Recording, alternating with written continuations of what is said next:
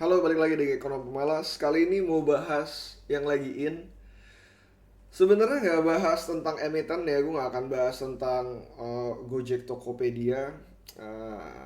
Dimana kalau misalkan secara terpisah, gue lebih prefer untuk investasi di Tokopedia dibanding Gojek. Tapi kalau perusahaannya bergabung kayak gini ya males juga sih sebenarnya. So, yang mau gue bahas kali ini adalah bagaimana melakukan valuasi perusahaan yang memiliki profitabilitas negatif. Jadi ada beberapa cara untuk evaluasi sebuah perusahaan yang profitabilitasnya negatif atau profitnya minus.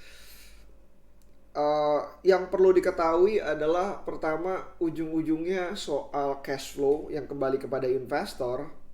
Artinya dengan segenap dengan segala cara bagaimana ada uang yang kembali kepada investor, itu yang mesti ditanamkan di kepala.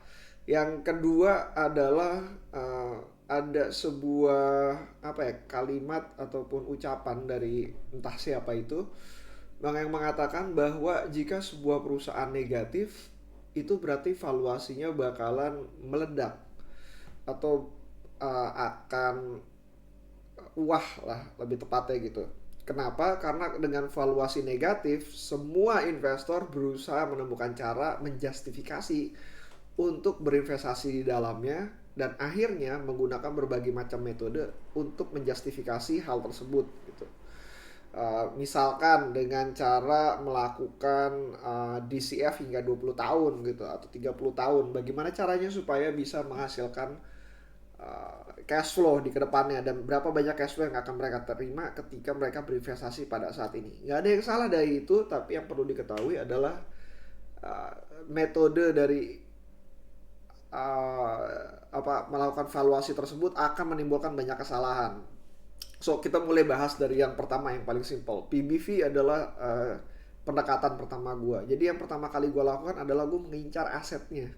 Apakah asetnya mampu untuk bertahan ketika dalam perusahaan, ketika perusahaan itu bentuknya negatif. Tentu aset tersebut akan berpengaruh terhadap uh, performance-nya. Intinya gue nggak mau menggunakan net income, tapi gue akan menggunakan cash flow from operations-nya. Jadi cash flow from operations nanti akan dibagi dengan jumlah asetnya. Gue lebih prefer dengan cash-nya bukan dengan asetnya aja gitu. Ya intinya apakah ada hidden gem di apa di balance sheet-nya. Kalau misalkan di balance sheet-nya ada hidden gem, kayak misalkan tanah yang nggak pernah direvaluasi, ataupun kalau misalkan ada aset yang menurut lu harganya tidak sesuai gitu. Nah itu yang lu incar sebenarnya. Jadi apakah PBV let's say kayak di bawah 0,3 itu menjustifikasi bahwa perusahaan itu safe untuk lo investasi di dalamnya. Kedua, oh ya jangan lupa kalau misalkan lo ngeliatin aset, intangible-nya buang aja udah, intangible asset buang semua, itu percuma, nggak akan balik lah itu duit intangible asset.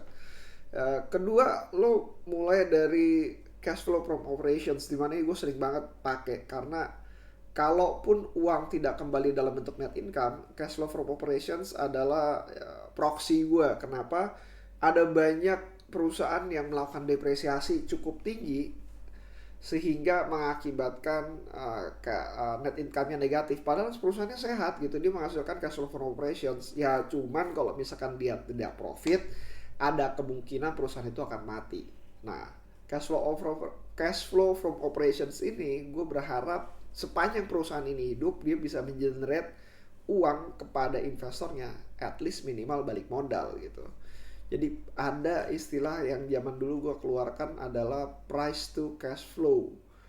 Nah itu yang kedua gitu, bagaimana dengan cash flow tersebut. Ketiga, kalau lu mau justifikasi menggunakan net income, nah ini yang susah sih sebenarnya. Gue benci banget untuk valuasi Bukalapak dan Gojek dan Tokopedia ini. Alasannya mereka melakukan perhitungan yang menurut gue nggak PSAK banget lah. Itu tuh sebel banget gue. Contoh nih ya, revenue dari Gojek itu berdasarkan GMV-nya. GMV itu gross whatever value lah.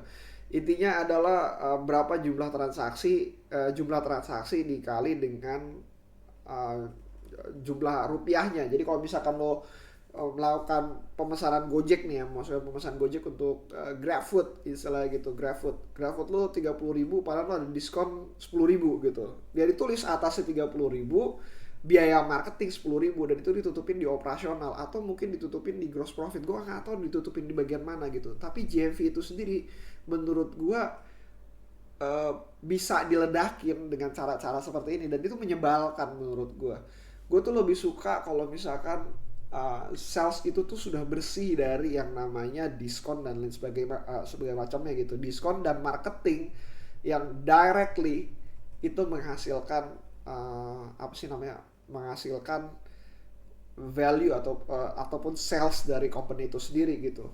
Kenapa? Karena ya istilahnya ada beberapa company yang emang nggak bisa menghasilkan generate revenue kalau misalkan nggak ada biaya marketingnya, entah itu dalam bentuk diskon, entah dalam bentuk taruh billboard dan segala macam. Dan itu kalau misalkan nggak ada, apakah revenue akan berkurang, apakah revenue bakalan hilang, dan itu yang harus gua cek lagi di situ. Makin rumit sebuah perusahaan beroperasi, makin sulit gue untuk melakukan baca valuasinya, makin gue nggak mau untuk berinvestasi di dalamnya karena menyulitkan. Gue beranggapan mungkin orang-orang ini memang benar-benar pintar untuk menjalankan perusahaannya dengan segala bentuk metode yang ada, even kayak investasi yang mereka lakukan juga wah banget. Tapi ya gitu, gue lebih cenderung lebih suka dengan konservatif. Kalau misalkan mereka nggak bisa konservatif ya gue malas juga gitu. Uh, Dicek lagi gross profitnya tentu aja dengan metode PSAK, gross profit, operating expense, dan apakah kalau misalkan gross profit dan operating expense tersebut ketika melakukan pertumbuhan, gross profitnya lebih bertumbuh lebih banyak dibanding operating expense-nya, sehingga dalam masa mendatang dia akan menghasilkan profit.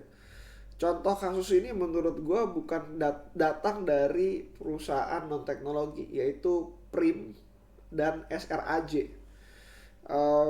Dua perusahaan rumah sakit ini menurut gue adalah contoh ideal ketika lu melakukan valuasi sebuah perusahaan teknologi. Ya sayangnya perusahaannya ini perusahaan rumah sakit. Kenapa? Lu bisa ngecek deh gross profitnya bagaimana dan bagaimana hubungannya terhadap net profit marginnya dia. Net profit marginnya tetap terus membaik setiap tahunnya. Jadi kalau misalkan net profit marginnya tetap membaik setiap tahunnya, artinya lo bisa menghasilkan uang dalam masa mendatang, dan justifikasi terhadap pertumbuhan ultra super hyper growth-nya perusahaan tersebut akhirnya bisa dimasukkan ke dalam logika lah. Kenapa lo berinvestasi pada perusahaan tersebut? Tapi kalau misalkan lo tidak melihat hal tersebut, lebih baik dihindarin. Uh, ada lagi gak ya, gue juga mikir juga sih, ada lagi gak cara metode valuasi yang perusahaan negatif net income.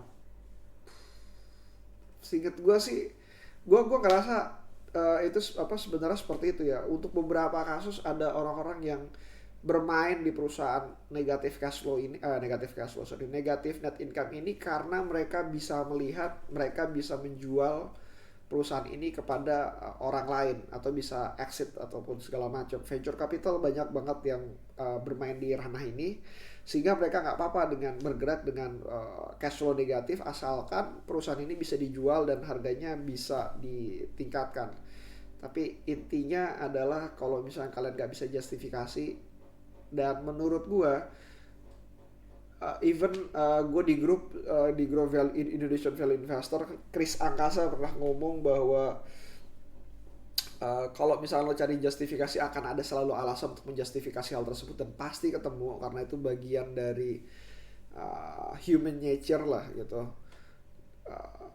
Kembali lagi kepada sisi investor tersebut, apakah dia bersedia untuk humble terhadap dirinya bahwa mereka bilang gue nggak tahu nih sama sekali, atau